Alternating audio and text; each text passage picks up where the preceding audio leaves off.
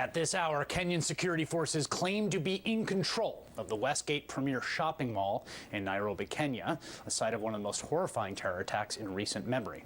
The Kenyan Interior Ministry saying our forces are combing the mall floor by floor, looking for anyone left behind. We believe all hostages have been released. This hour, the Kenyan government hasn't yet made a full accounting. Midday Saturday, Nairobi, Kenya, a mall that could easily be mistaken for any major mall in the U.S. or anywhere in the world, fell under attack by 10 to 15 gunmen, reportedly from the Islamist Al-Shabaab militia.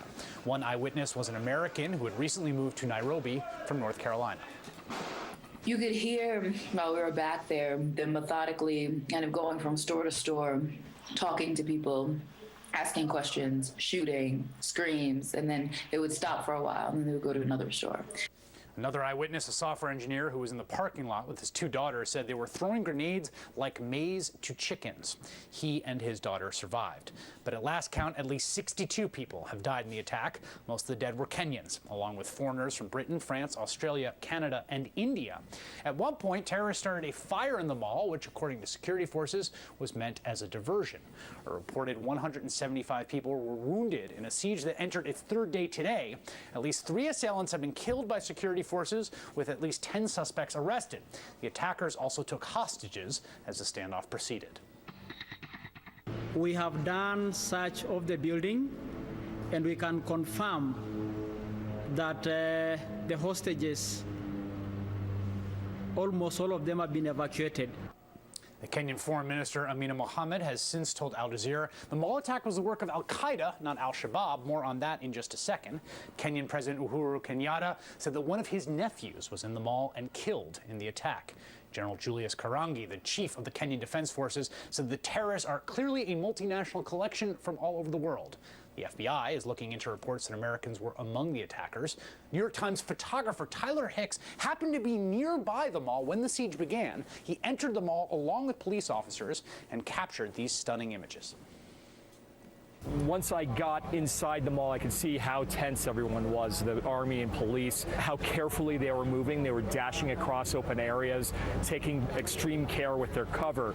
It seemed kind of like anywhere you looked, there would be another body. People were still hiding in shops, and as the police and the army were moving through, they would either discover people or they would sense that help had arrived, and then they would flood out. So you get kind of moments of silence and then other moments of big streams of people who they were trying to get out as quickly as possible. It really seemed like everywhere we went, more people came out of the woodwork, and in one sense it seemed very abandoned. And for example, the music that plays in the shopping mall, the typical kind of music, was still playing on the intercom, and so it was kind of this eerie silence with this music, interrupted occasionally by gunfire.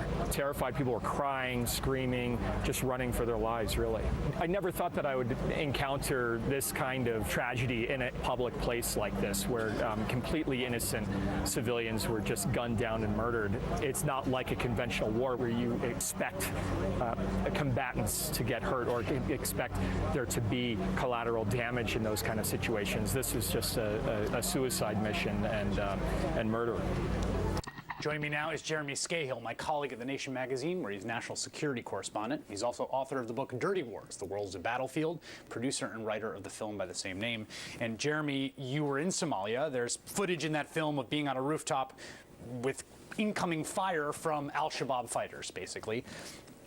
What do you make of the conflicting reports about whether Al-Shabaab or Al-Qaeda did it, and who is Al-Shabaab and how are they different from Al-Qaeda? Right. Well, first of all, Al-Shabaab they were a group of relative nobodies in 2006 during the Bush administration. They were a sort of outlier in a group called the Islamic Courts Union, which was largely made up of, almost exclusively made up of Somali actors, and these actors meaning players on the scene in Somalia. And Al-Shabaab was the sort of group among those that sort of had the most allegiance to Al-Qaeda or affinity for Osama bin Laden's message, but they had no political sway whatsoever domestically within Somalia. The U.S. partnered with the Ethiopian military in 2006, 2007, and staged an invasion of Somalia. And they dismantled this government of the Islamic Courts Union, which was the only government that brought stability in Somalia since the Black Hawk Down episode and the fall of Siad Barre's regime. So what ended up happening as a result of that is that the Shabaab became the vanguard of what was viewed as a movement to fight off a crusading force backed by the United United States. And so Shabaab started to get street credibility within Somalia because they were the only ones fighting. The rest of those networks had been disrupted, co-opted, killed, or imprisoned by the Americans and Ethiopians. And so what happened at the end of the day is that al-Qaeda was able to get a foothold in Somalia, and it never had been able to before. Bin Laden desperately wanted to get into Somalia, and Somalis rejected him. The U.S. invasion with Ethiopia opened the door, and Shabaab has gotten increasingly militant as the years have gone on. And they now appear to have a kind of transnational agenda if, in fact, this is Somali al-Shabaab fighters behind this. Why would they attack a Kenyan mall? Right. Well, there's a long history of al-Qaeda in East Africa, and then eventually al-Shabaab staging attacks in Kenya and elsewhere in Africa. Of course, the embassy there was bombings. the embassy bombings in '98 in Tanzania and Kenya. But then there also was a 2002 attempt to shoot down Israeli aircraft in Mombasa. Then you had the bombing at the World Cup in 2010 in Uganda. An American citizen was killed in that, and as well as a number of Ugandans.